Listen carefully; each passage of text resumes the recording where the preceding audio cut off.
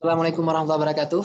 Baik, sekarang saya akan menjelaskan mengenai rencana pembelajaran semester RPS untuk mata kuliah Kimia Analitik Dasar untuk tahun ajaran ganjil 2021-2022.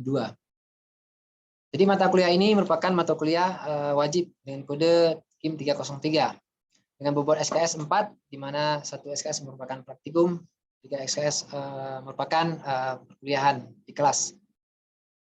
Kemudian mata kuliah ini dibagi dalam beberapa capaian pembelajaran ya, CPMK mata kuliah. CPMK 1 yaitu mahasiswa mampu memahami dan menjelaskan ruang lingkup kimia analitik. Kemudian mahasiswa mampu memahami dan menerapkan metode analisis kualitatif zat anorganik. Dan yang ketiga, mahasiswa mampu memahami dan menerapkan metode analisis kuantitatif zat anorganik. Jadi CPMK ini nantinya dijabarkan menjadi sub CPMK ya. Pertama ada sub CPMK 1, kemudian sub CPMK 2, sub CPMK 3, sub CPMK 4, sub CPMK 5, CPMK 6, CPMK 7, CPMK 8, dan CPMK 9. Jadi deskripsi singkat dari mata kuliah ini, jadi mata kuliah ini merupakan mata kuliah dasar dan wajib. Mata kuliah ini mempelajari tentang analisa kualitatif dan analisa kuantitatif. Analisa kualitatif yaitu analisa anion dan kation, kemudian analisa kuantitatif meliputi analisis konvensional yaitu gravimetri, volumetri, titrasi asam basa, titrasi redoks, titrasi argentometri, titrasi pembentukan kompleks atau kompleksometri. Di materi pembelajarannya yaitu pengantar kimia analitik dasar, terminologi dalam kimia analitik, kemudian analisis kualitatif anorganik meliputi analisa kation golongan 1, golongan 2, golongan 3, golongan 4, dan golongan 5. Kemudian ada analisa kualitatif anorganik, yaitu analisa anion, kemudian analisa kuantitatif meliputi konsep dasar, analisis kuantitatif, kemudian analisa gravimetri, perhitungan gravimetri, analisis volumetri, titrasi asam basa, titrasi redoks, titrasi argentometri, dan titrasi kompleksometri. Untuk komponen penilaiannya yaitu kehadiran ya sebesar 5%, kuis 15%, tugas 20%, UTS sebesar 30%, dan ujian akhir semester 30%. Untuk penilaian akhirnya itu A, B, C, dan D, A, B, C, D, dan E dengan rentang nilai seperti yang terlihat di sini. Jika mendapatkan lebih besar dari 85 maka akan mendapatkan nilai A dan seterusnya. Untuk mata kuliah praktikum, karena ini mata kuliah yang memiliki praktikum, maka nanti akan digabungkan antara nilai teori dan nilai praktikum, di mana nilai teori akan diambil sebesar 60% dan nilai praktikum akan diambil sebesar 40%. Referensi yang digunakan dalam mata kuliah ini yaitu yang pertama ada modul ya, sudah kami sun tim teaching tahun 2021, kemudian ada dari beberapa literatur jurnal yang terkini yang kita update yang terbaru, ada dari tahun 2020 ada beberapa jurnal yang kita ambil 1, 2, 3, kemudian ada 2018 juga ada beberapa kita ambil ya referensi terbarunya. Kemudian ada 2016, kemudian ada 2012 beberapa, kemudian 2010 dan seterusnya. Jadi perkuliahannya akan diampu oleh 2 orang dosen yaitu Rahmatul Fajri, SPD MSI, ini akan mengampu minggu pertama sampai minggu ke-8, kemudian Yulida Amri, SPD MP Kim, saya sendiri minggu ke-9 dan 16. Jadi ini penjabaran dari RPS-nya, tiap pertemuan materi-materi yang akan disampaikan. Ini menggunakan beberapa metode seperti ceramah, diskusi, kemudian ada juga menggunakan metode PBL ya, metodenya yaitu penugasan, kemudian medianya kita menggunakan slide, PowerPoint, kemudian juga menggunakan LMS Elsa untuk penugasan, kemudian juga Zoom untuk perkuliahan daring. Jadi ini ada sebanyak 8 pertemuan untuk bagian 1, ya, di mana pertemuan ke-8 merupakan UTS, kemudian pertemuan 9 dan 16 itu bagian yang kedua. Di mana hari ini akan dipelajari nanti mengenai pada pertemuan 9 yaitu tentang konsep dasar dalam analisis kuantitatif yang akan dipelajari pada hari ini. Kemudian metode yang digunakan itu ceramah, diskusi dan jawab, kemudian media yang menggunakan slide PPT, Zoom, dan LMS Elsa untuk penugasan. Jadi tiap pertemuan semuanya ada tugas ya, diberikan tugas dan juga ada kuis untuk penilaiannya. Untuk akhirnya ada UAS, ujian akhir semester. Jadi sebanyak 16 pertemuan ini, sebanyak 14 pertemuan perkuliahan, 2 pertemuan UAS dan UTS, kemudian tiap pertemuan diberikan tugas dan juga ada kuis juga untuk penilaian perkuliahan. Demikian tentang RPS sudah saya jelaskan. Selanjutnya kita Assalamualaikum warahmatullahi wabarakatuh. Waalaikumsalam warahmatullahi wabarakatuh. Oke, gimana kabarnya semuanya hari ini? Sehat? Pak. Sehat, Pak. Alhamdulillah sehat ya. Jadi kita bisa berhadir pada hari ini mengikuti perkuliahan kimia analitik dasar. Pada hari ini, alhamdulillah ini kimia analitik dasar kita. Sebelumnya bagian 1 sudah dengan Ibu Rahmatul Fajri ya. Bagian 1 dulu, apa yang kalian ingat? Pertemuan bagian 1 dulu mengenai analisis kualitatif ya? Iya, Pak. Apa itu analisis kualitatif dulu? Analisis kualitatif itu ada dan tidak adanya senyawa, Pak. Ada dan tidaknya suatu senyawa ya dalam lautan. Itu sudah dipilih dengan Bu Rahmatul Fajri ya. Iya, Pak. Oke, jadi sekarang dengan saya itu bagian pertemuan ke-9 ya, mengenai analisa kuantitatif ya. Jadi untuk hari ini tentang konsep dasar analisa kuantitatif. Kemudian nanti selanjutnya ada analisis grafimetri ya untuk pertemuan 9. Baik, untuk analisis kuantitatif ini ya, pertama kita lihat dulu tentang analisa kimia ya. Jadi kalian harus memahami dulu apa itu analisa kimia. Jadi analisa kimia itu ada organik, ada anorganik ya. Artinya yang kita analisa itu bisa senyawa organik, bisa Anorganik. Oke. Jadi yang organik ini contohnya apa? Senyawa organik. Karbohidrat, Pak, protein. Apa? Karbohidrat. Seperti karbohidrat dan protein. Karbohidrat, protein ya. Itu contoh senyawa organik ya. Misalnya dalam makanan ya, dalam makanan misalnya kalian menganalisis karbohidrat kan bisa ya. Kemudian protein juga dalam makanan itu kan contoh analisa kimia juga gitu ya. Cuma yang kita analisa organik dan masih banyak yang lainnya. Kemudian untuk anorganik ya, senyawa organik contohnya apa? Ayo. Logam. Logam ya. Logam ya. Contoh logam apa? Ayo. Timbal. Timbal ya, Pb ya. Apalagi ayo, logam. Besi logam nggak? Iya. Besi ya, Fe. Jadi anorganik ini ion logam misalnya ya, yang kita analisis ya. Ini untuk anorganik ini dibagi menjadi 2, ada kualitatif, ada kuantitatif. Kualitatif ini apa? Ayo. Kualitatif ini apa? Berapa zat? Gimana? Berapa zat? Berapa? Kualitatif apa? Ayo. Kalau berapa yang mana? Kalau berapa yang terkandung, berapa banyak yang mana? Kuantitatif, Pak. Kualitatif ya, kuantitatif ya. Iya, Jadi Pak. kalau berapa banyak itu kuantitatif. Kalau kualitatif apa? Ayo. Apa yang terkandung? Apa yang terkandung ya, betul ya. Apa yang terkandung? Jadi kualitatif ini apa yang terkandung dalam suatu sampel ya. Misalnya kalian punya air gitu ya. Jadi dalam air itu ada apa sih gitu ya? Ada apa sih dalam air ini gitu? Ada senyawa anorganik apa gitu ya? Kalau air biasa kan mineral ya, bisa air minum ya kan? Kan ada mineralnya. Ada mineral apa saja sih dalam air ini gitu? Ya. Nah, itu kita analisis dengan itu namanya metode kualitatif. Jadi yang ingin dilihat itu apa? Kation dan anion. Ada nggak kationnya ya dalam air itu? Kation apa tadi? Fe3+ atau apa? Pb2+ ya, kation daripada ion logam tadi ya. Kemudian anion, bisa juga anion seperti klorida ya, sulfida ya, sulfat dan sebagainya ya. Ini merupakan analisis kualitatif. Apa yang terkandung? Nah, kuantitatif ini berapa banyak gitu ya? Berapa banyak? Sudah kita mengetahui apa yang terkandung, maka berapa banyak yang terkandung ini ya? Itu dipelajari dalam kuantitatif itu berapa banyak. Nah, metode kuantitatif ini terbagi lagi menjadi 2. Ada klasik, ada modern. Kalau klasik apa? Ayo. Metode yang telah lama. Metode ya? Metode yang lama.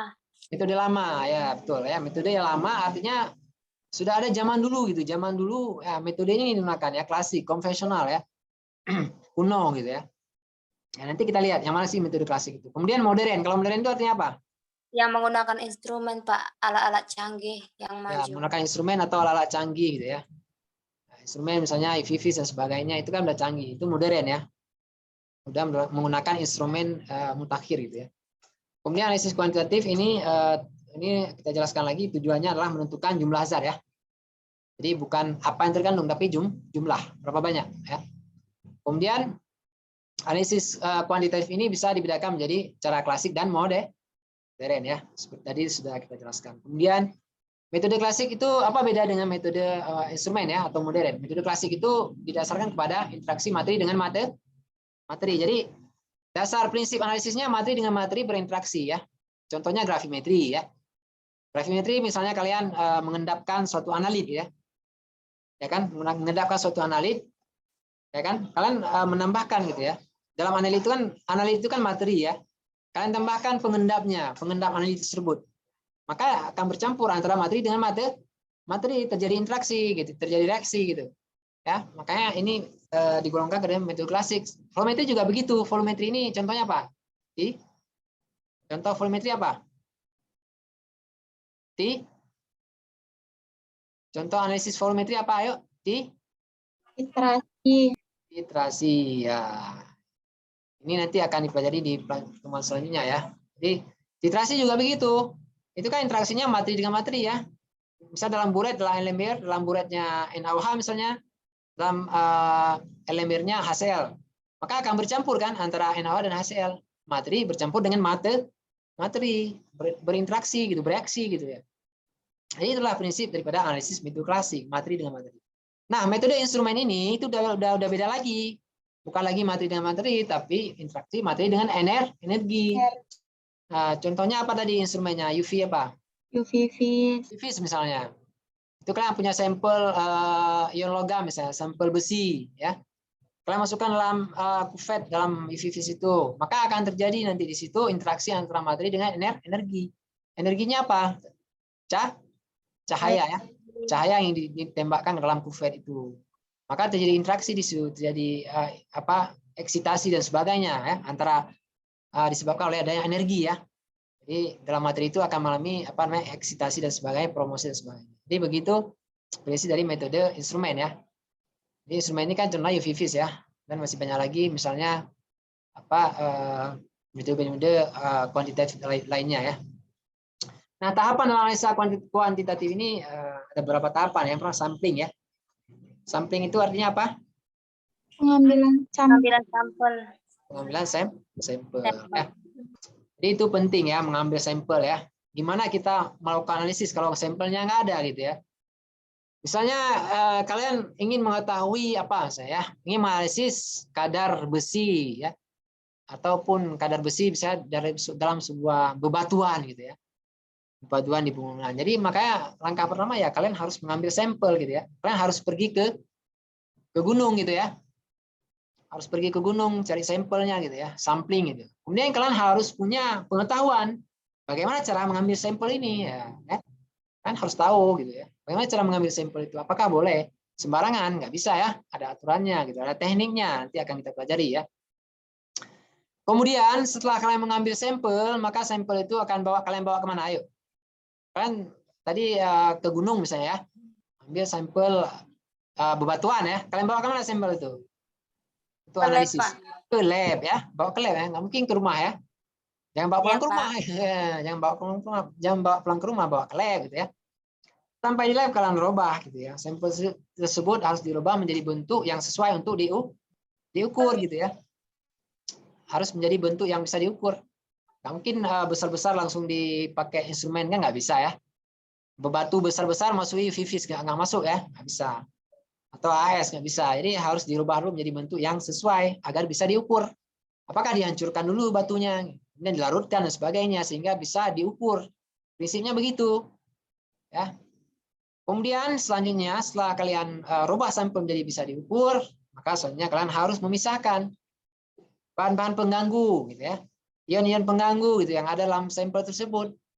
Misalnya kalian ingin menganalisis kadar misalnya besi gitu ya. Dengan UV-vis misalnya. Maka kalian dalam sampel tersebut kalian harus identifikasi dulu ada nggak ion-ion pengganggu gitu. Yang bisa mengganggu besi itu apa sih gitu. Misalnya perak ya, Ag gitu ya, Mg misalnya.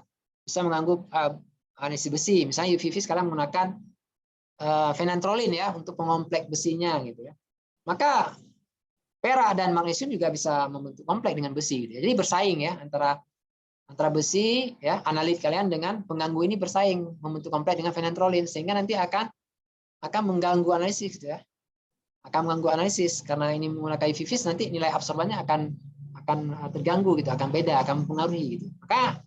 Maka sebelum dilakukan analisis tersebut dipisahkan dulu ion-ion pengganggu ini apa saja gitu. Kalian ingin memisahkan besi ya, cari apa yang mengganggu besi ini, ion apa saja gitu ya. Kemudian pisahkan ya. Kalian pisahkan, kemudian baru kemudian setelah itu bisa kalian lakukan analisis ya. Kalian pengukuran jumlah komponen ya, menentukan kadarnya dengan apa, metode apa, dengan gravimetrika atau titrasi atau apa lagi, metode instrumen tadi, VIVIS ya, AS dan sebagainya. Baru bisa kalian ukur ya jumlahnya gitu. Kemudian perhitungan dan penafsiran hasil. Jadi kemudian baru kalian bisa lakukan perhitungan dan penafsiran hasilnya gitu ya. Bagaimana hasil yang diperoleh ya.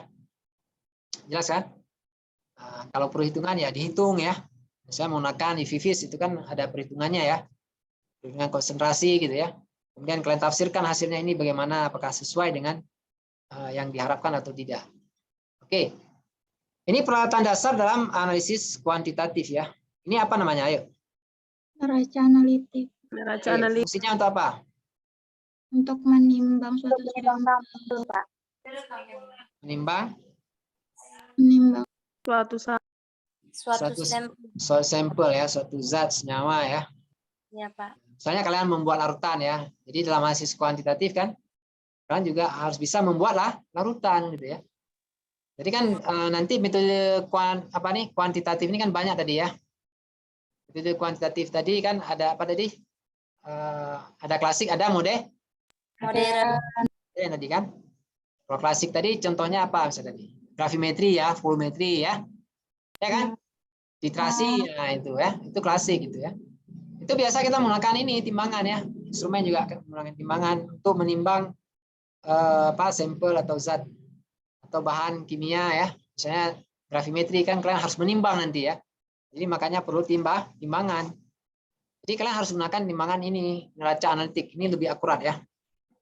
Lebih akurat, lebih tepat lah dalam menimbang gitu ya. Jadi biar hasilnya bagus, kemudian datanya juga bagus itu. Kalau ini ya kurang akurat ya daripada ini ya. Ya kan? Jangan pakai timbangan cabai ya. Timbangan cabai di rumah jangan dipakai ke sini ya, jangan dibawa ke lab, itu lebih nggak akurat lagi ya. Itu akan kacau nanti ya. Kalau ini kan memang timbangan akurat ya. Orang jual emas kan timbangan ini memakai ya. Orang jual emas ya.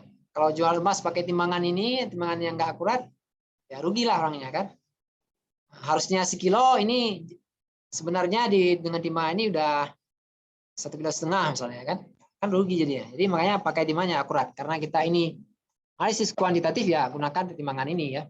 Kemudian untuk keperluan yang sesuai nantinya bisa menggunakan timbangan ini, neraca lengan ini ya di laboratorium gitu ya. Jelas? Kemudian ini apa namanya? Pipet. Pipet for volume. volume ini untuk apa? Untuk mengambil larutan. Untuk mengambil larutan ya. Misalnya kalian titrasi gitu ya. Itu kan harus mengambil larutan dari apa? Larutan yang akan apa? Larutan standarnya kan? Larutan standar atau sampel. Itu berapa volumenya misalnya larutan sampel ya? 25 mili. Maka kalian akan gunakan pipet volume yang 25 mili. 25 mili nggak boleh. Nggak boleh pakai pipet detes atau dituang pakai ke dalam gelas kimia ya, nggak akurat ya. Jelas? Jadi jangan pakai gelas kimia nanti mengukur volume untuk titrasi ya. Pakai pipet volume. Oke. Ya, lebih akurat ya. Kemudian ini ukurannya beda-beda nih, ada 25, 20 dan seterusnya sesuai dengan keperluan ya. Kemudian ini pipet apa namanya? Pipet ukur, Pak. Pipet ukur ya, jelas-jelas ini ya, tertulis ya gampang ya, pipet ukur. Ini tujuannya untuk apa? Pipet ukur nih. Untuk mengambil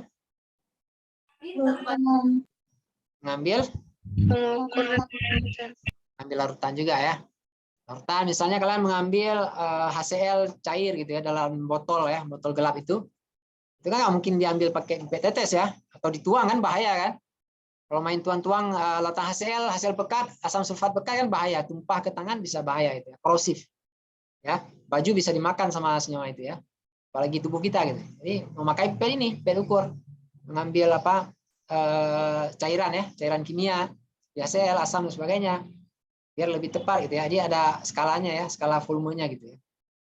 Ada skala volumenya yang sehingga kalian harus mengambil sesuai dengan volumenya gitu ya. Jadi namanya pipet volume ya. Ini namanya apa? Baku ukur. Oke, Oke, Labu tujuan ukur. labu ukur sih. Kemudian tujuannya untuk apa? Ayo. Membuat larutan, Pak, dan menghomogenkan larutan. Membuat larutan ya, menghomogenkan larutan. Jadi dalam membuat larutan kalian menggunakan labu ukur ini ya. Jadi ini volumenya beda-beda, ada 1000 ya, 1000 mili, 500, 250, 100, tergantung keperluan. Kalian ingin membuat 1 liter ya pakai ini ya. Kalian ingin membuat larutan 500 mili pakai ini, yang 500, 250 dan seterusnya ya. Jadi tinggal dipilih sesuai dengan keperluan masing-masing ya. Jelas? Jelas, Pak. Jelas ya. Jadi gitu labu ukur untuk membuat larutan. Jadi ini akurat ya. Jangan membuat larutan dalam gelas kimia gitu ya. Nggak akurat nanti ya. Dalam Erlenmeyer nggak akurat. Jadi pakai labu ukur ini biar volumenya lebih tepat gitu ya. Kemudian ini apa namanya ini? Buret, Pak. Aktif dan Buret ya. buret. Buret ya. Buret. Jadi ini buret ini sudah perangkat titrasi ya. Ada buret, ada ini statif ya. Ini Erlenmeyer ya. Kemudian ini apa namanya? Beker gelas. Beker gelas ya. Kemudian ini apa namanya? Gelas ukur, Pak. Gelas ukur ya. Ya. Untuk mengukur larutan gitu ya. Untuk mengukur larutan yang sesuai, yang cocok pakai ini gitu ya. Kadang-kadang kita perlunya berapa mili ya kira-kira, walaupun nggak akurat seperti pipet volume ya. Tapi yang keperluan yang sesuai bisa kita gunakan ini untuk mengukur volumenya gitu ya. Kemudian ini gelas kimia ya, melarutkan zat ya di sini ya, melarutkan zat di sini gitu. Jelas? Jadi kalian ingin membuat larutan pertama kan ke sini dulu gitu ya. Dalam gelas kimia ini larutkan, tambahkan aqua dan sebagainya ya. Ini untuk titrasi gitu ya, buret. Kemudian ini Oven. namanya apa?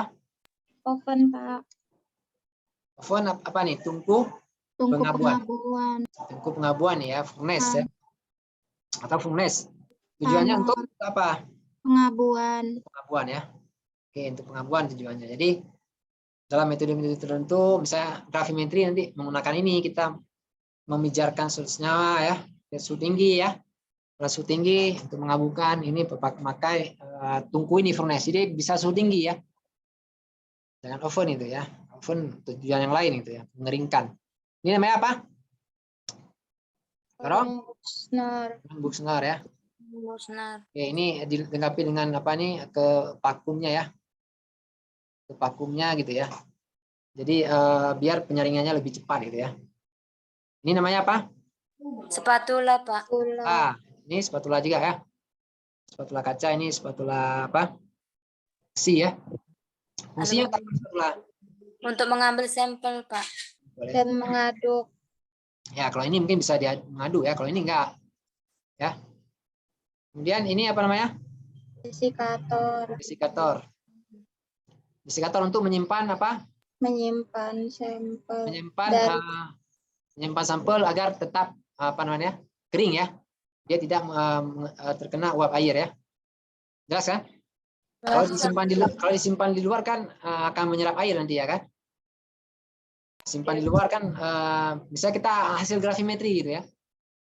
Kan hasil gravimetri sudah kita keringkan ya. Maka untuk menyimpannya jangan di luar, itu harus dimasukkan dalam desikator ini. Di sini nanti akan diisi dengan apa? Silika gitu ya. Silika gel untuk menyerap air, artinya dia tetap kering ya sampel kita.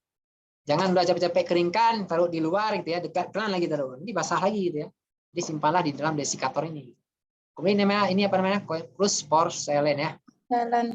Ini untuk pengabuan nanti menggunakan ini ya, krus ini. Jangan pakai apa? Gelas kimia atau memakai plastik ya. Pengabuan suhu tinggi kan habis ya. Meleleh semua ya. Pakai ini dia tahan panas nih ya, tahan panas suhu tinggi ini. Ini sama juga cawan penguap ya, untuk menguapkan zat atau senyawa gitu ya. Jelas kan? Jelas, Pak. Oke, ini apa namanya?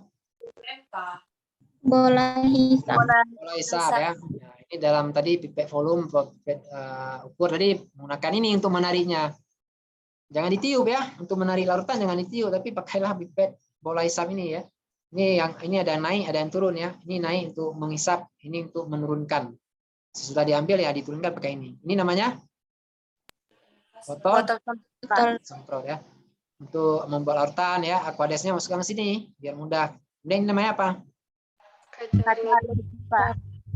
Acara Baca logi ya. Logi, Pak. Kalian bisa menambahkan sampel ke sini senyawa untuk melihat warna senyawa atau apa bisa pakai ini, kemudian apa menutup gas kimia dan sebagainya, kalian bisa menggunakan ini.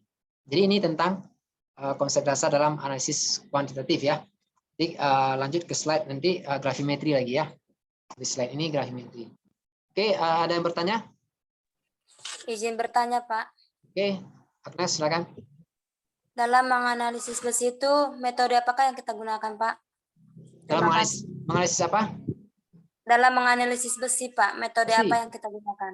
Oke, kalau besi ya tergantung kita gitu ya. Jadi metode analisis tadi kan ada kualitas, ada klasik, ada modern ya. Kalau klasik mungkin grafimetri ya, bisa grafimetri gitu ya. Bisa pakai metode grafimetri, kalian mengendapkan kemudian menimbang ya.